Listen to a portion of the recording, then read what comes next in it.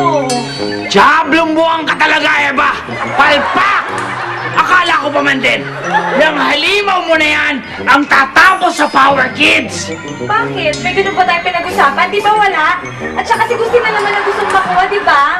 Oo, Eva! Si Gustin! Bakit nakuha mo ba si Gustin? Pumalpak na nga yung halimaw mo, pati pera ko inubos mo, Eva!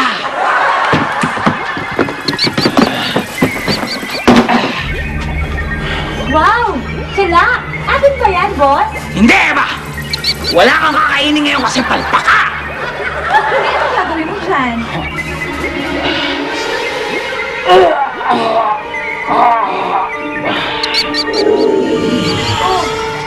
ano nangyari? Wala! Daga pa rin siya.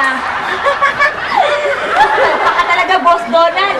Palpak, palpak, palpak. Palpak pala!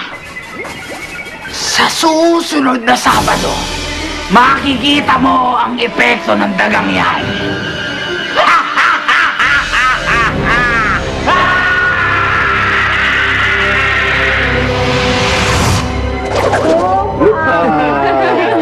Sana may picture, no? Sa shot naman. Alam mo, Daddy, malaking bagay talaga na, alam mo, nakakompleto ka na. May kamay. Oo nga eh. Alam mo, buti na lang buo na katawan ko at nayayakap ko na ang pamilya ko. Ay, Daddy, pa-headbutt naman. Hindi, itong pinakamahalaga at importante sa lahat, na-save mo yung mga bata, di ba? Safe na sila. Ang bagay. Salamat Ate Solani at Ate Hillary. Nakita ko rin na tinulungan niyo ako. Ano ba? Okay lang yun. Sino pa bang magtutulungan kundi tayong dalawa, di ba? Tatlo! Ay! Tayong tatlo! Others na naman. Come on, tayong tatlo. Yan! Down! Down! Up! Iwagay-iwagay! Alam mo proud na proud ako sa iyong tatlo dahil nakikita kong tumatapang na kayo. Eh, syempre, Daddy, may superpowers na kami ngayon, kaya talaga matapang kami, no? Aba, nagkakamuscle ka pa. Oo nga, no?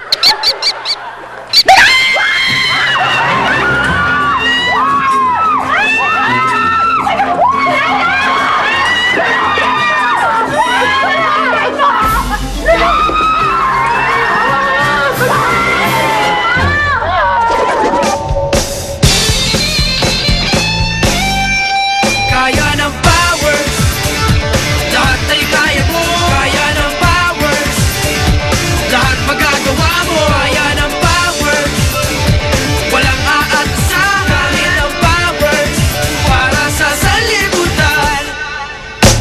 Ang powers na nandito sa akin, hindi ko sasarilinin. Para sa iba, para sa masa, mabuong pamilya ang hatid kong saya.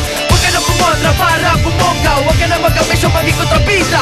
Kayong mga nagpapahirap sa buhay, mga mata nyo lang ang walang latay. Sayang naman lang tinuro ni tatay kung di ko magagamit sa aking buhay. Ito ang aral niya na tunay ang mga nalilimutan. Sold ka sa Kuwelang Adventures na inihatid ng Super Zany Family sa Kaya ng Powers. Hatid ng Clear Anti-Dandruff